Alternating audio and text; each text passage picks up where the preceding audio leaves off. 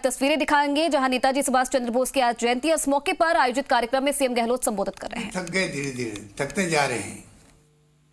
बहुत ही चिंताजनक बात है ये।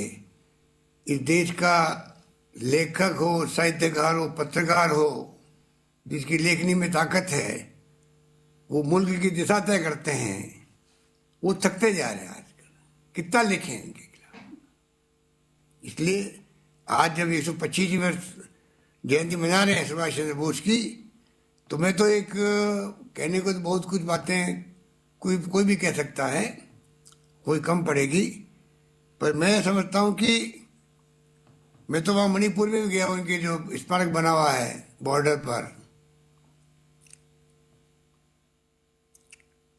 मैं कहना चाहूँगा इस मौके पर कि ये ऐसे मौके आते हैं जब हम लोग चिंतन करें, मनन करें, सच्चाई क्या है, इतिहास पढ़ें और नई पीढ़ी को गुमराह होने से बचाएं। इसलिए मैंने कहा ये खुद अपराध बोध से ग्रसित है, इसलिए ये सच्चाई तो सामने आने देना नहीं चाहते हैं।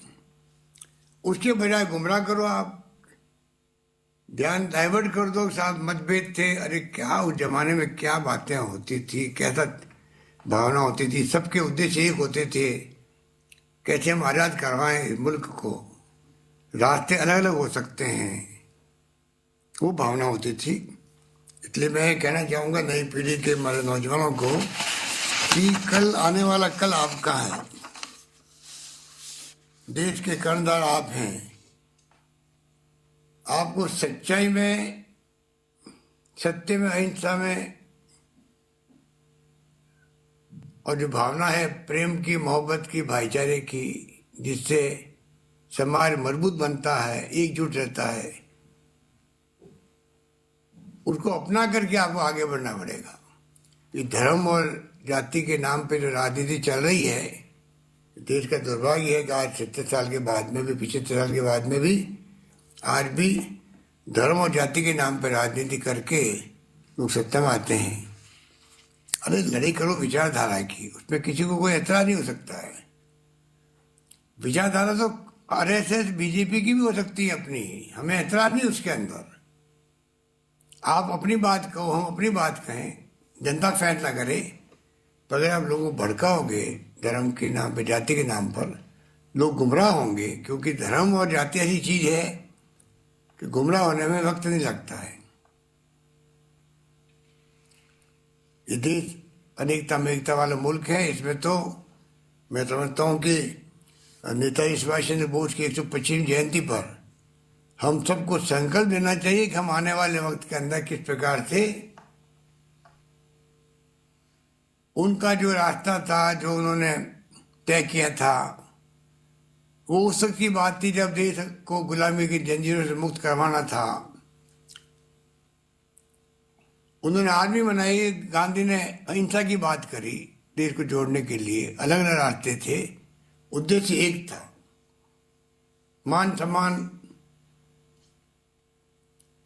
के हिसाब से आपस में प्रेम भाव रखते थे उस जमाने के लोग।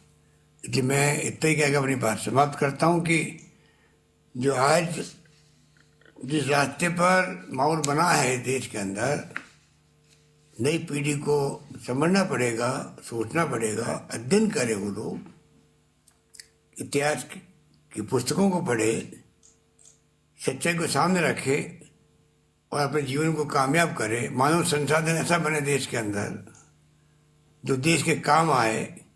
हमारी महान संस्कृति, संस्कार, परंपरा महान है देश की, उसको अपनाए, बजाय इसके कि हम लोग जातिवाद और धर्म के नाम पे ही एक दूसरे के खिलाफ में माहौल बनाते जाएंगे, तो इस देश के हित में नहीं है।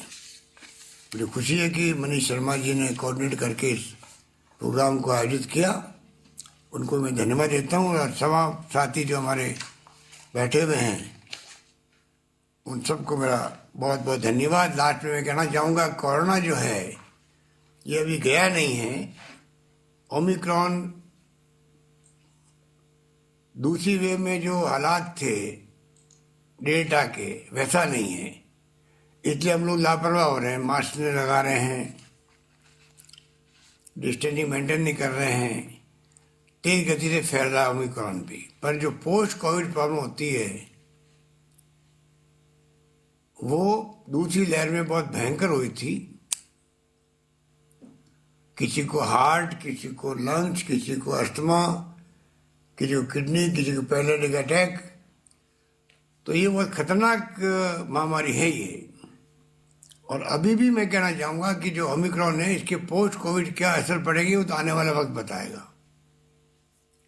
अभी बहुत ही तेज गति से फैलता, संक्रमित करता व्यक्ति को पूरा परिवार के परिवार आ रहे हैं, परंतु फॉर्चुनेटली ऑक्सीजन की और जो पहले हॉस्पिटल की मांग हुआ करती थी आईसीयू बेड की, वो स्थिति इस बार नहीं है, क्योंकि ये लंग्स तक नहीं पहुंच पा रहा है।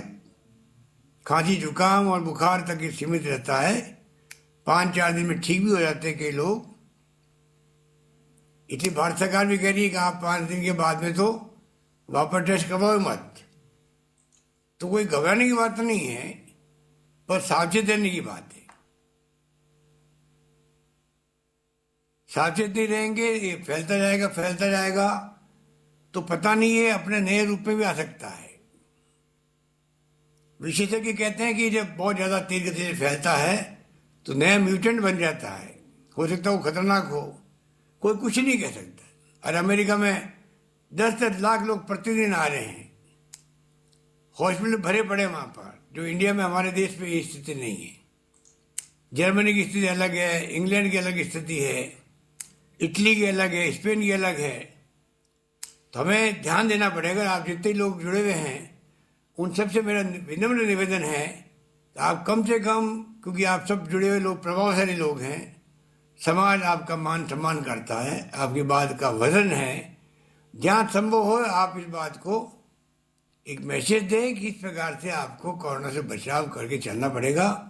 और कम से कम एटलीस्ट मास्क लगाएं।